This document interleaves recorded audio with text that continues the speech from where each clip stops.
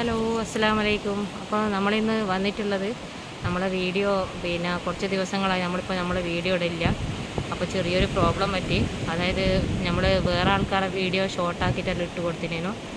അപ്പോൾ അതിന് ശേഷം നമ്മളെ വാച്ച് അവർ കംപ്ലീറ്റ് ആകുന്ന സമയത്ത് അത് യൂട്യൂബിൽ നിന്നൊരു മെസ്സേജ് വന്നിട്ടുണ്ട്. ബാക്കി ശേഷം ഇവൻ പറഞ്ഞു തരും എന്താണെന്നുള്ളത്. യൂട്യൂബിൽ നിന്ന് വന്നതെന്ന് വെച്ചാൽ നമ്മൾ മറ്റുള്ള വീഡിയോയിലെ കണ്ടൻറ് ഉണ്ടാവില്ല, മറ്റുള്ള ആൾക്കാർ കണ്ടൻറ്റുള്ള വീഡിയോ നമ്മൾ ഇതിൻ്റെ അകത്ത് ഇട്ടുകൊണ്ട് യൂട്യൂബ് നമ്മളെ റിയൂസ്ഡ് കണ്ടൻറ്റ് വന്നുകൊണ്ട് മോണിറ്റൈസേഷൻ കുറച്ച് സമയത്തേക്ക് നിർത്തി വെച്ചു.